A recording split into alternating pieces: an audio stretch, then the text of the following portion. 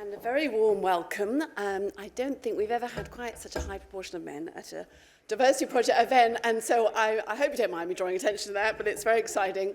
When we started doing this, we said it would be a fail if we ended up with a room full of women. So thank you so much for coming, and a special welcome, of course, if this is your very first Diversity Project event.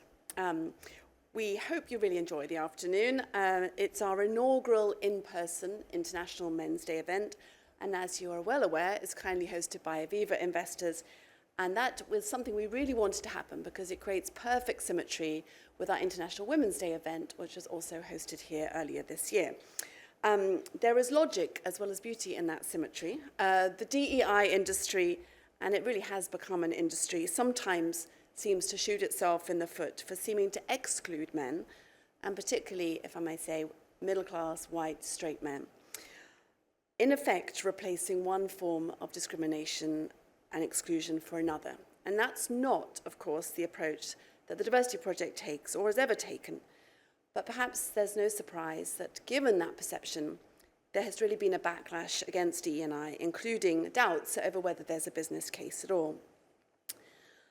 I have a slide here somewhere, actually. I'm just going to check if I haven't gone past it. Yeah, so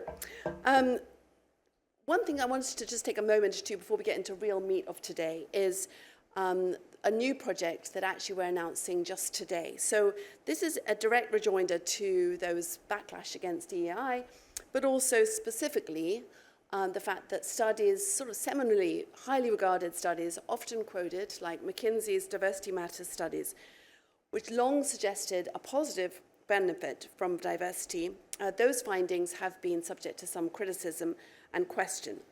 So earlier this year, the Diversity Project decided that we'd face into this, and I'm delighted, we decided to re-examine the business case for diversity, and I'm delighted today we have announced that we've selected Professor Alex Edmans of the London Business School, who might be familiar to some of you, and he's going to undertake a brand new study, a very robust, replicable study, we've insisted, into the benefits or disadvantages of cognitive diversity, and specifically as far as an investment team's performance is concerned.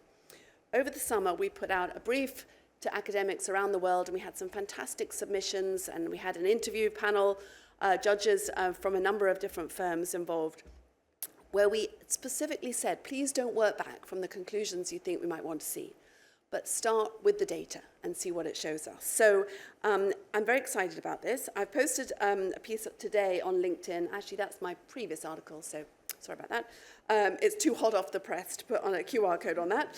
But there is an article on why we've chosen Alex and how we'll be approaching it. But also, we'd ask you, if you're interested in finding out more, one way is to attend our annual event, which is only in a couple of weeks' time, 29th of November, when Professor Edmans will be appearing in person and setting out his approach and calling for volunteers to be interested. I had a lot of member firms say, how can we get involved? Now you can, okay? We've chosen the researcher, so please do come forward. Now we're looking to reframe this discussion because in our view, and that is something that we've always subscribed to, diversity truly means welcoming all views, and true inclusion means creating opportunity and a sense of belonging for everyone. So today, let me emphasize right at the start of this important day that we are grateful and we celebrate the wonderful men in our lives, both at home and at work, and not just because of how you may support others, but because you're great in yourselves. So thank you. This afternoon, we are going to be amalgamating the 2024 International Men's Day themes and the ones that are adopted locally here in the UK. They kind of go a bit out of sync.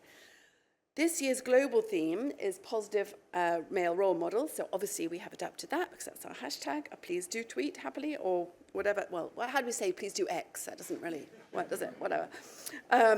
Share on social media any thoughts that you might have.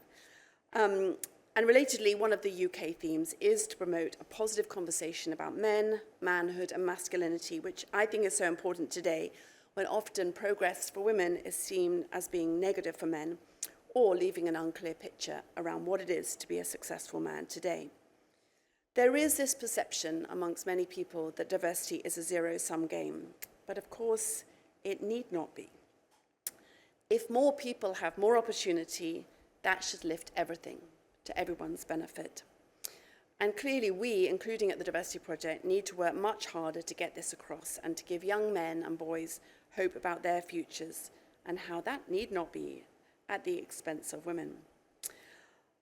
We have a great session coming up today on allyship with some really inspiring stories about how we can help each other succeed. I'm going to introduce today's second theme shortly, but first I want to ask you something. And I want to ask, it might take you a moment or two to think about it, but we'll leave this up. I want you to ask who you might nominate as your industry male role model. Now you can vote up to 3 names, so it's, I'm sorry if this is a bit of a popularity contest. I suggest that you don't put a gap between the first and second names, because I think that's going to completely confuse the system when it comes up with one word. We'll have David will be the best role model, even just because there's lots of Davids around. But please start entering your nominations, say just one word for first and second names, and we'll keep this up for a few minutes so you can have some time to think and time to enter your suggestions.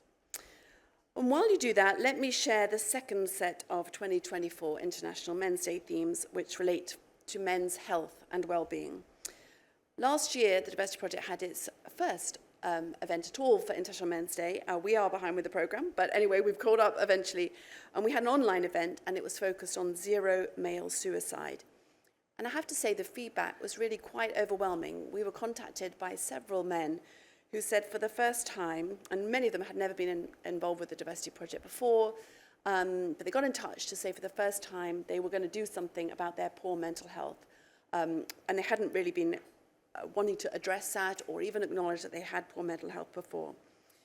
Now, we know, of course, that's an ongoing topic, I'm afraid. How, by the way, are we going to show these names, Linda? Anyway, we'll have to see, won't we, how we're going to do that. But anyway, we are going to discuss that issue. Oh, look, we got some names coming up. Great, some people in the room, that's good to see. Warren Buffett, okay, we'll allow him, but he's not here today. Jamie Dimon, all right, then Justin's surname is not spelled correctly, but we'll let it go. There you go, now it's up there correctly. Hard one to spell, for some of us anyway.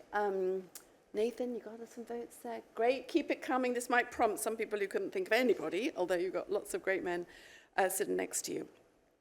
So we're going to discuss male mental health, and then thirdly, our other UK theme is to raise awareness and funds for charities supporting men and boys' well-being.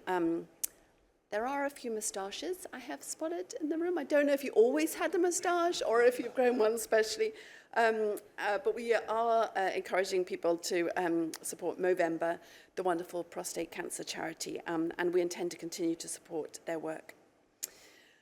Okay, I'm going to move on. This is great. There's more than one person in the room who's got lots of votes, so thank you.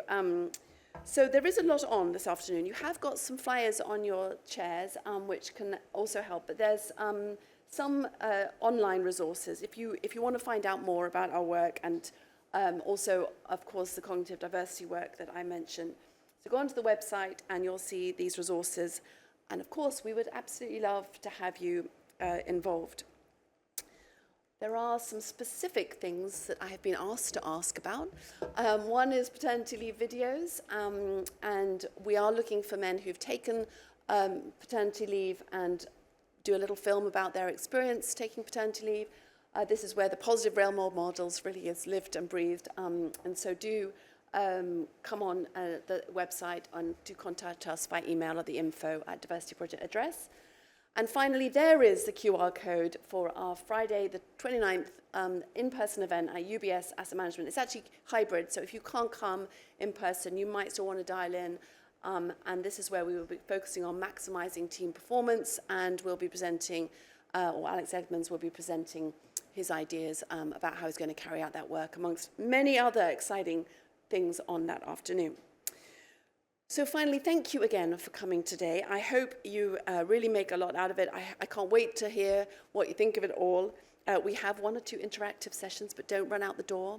In fact, I think we've locked the doors now, so you can't get out now. But it's going to be fun, and it's going to really depend on you getting involved and being engaged. So thank you again for coming. And now I'd like to welcome the wonderful Darren Johnson, a fellow board member at Diversity Project. He also has a day job, but we're going to focus on that one for now. who is going to be introducing his wonderful panel on positive male role models. Thank you. Okay.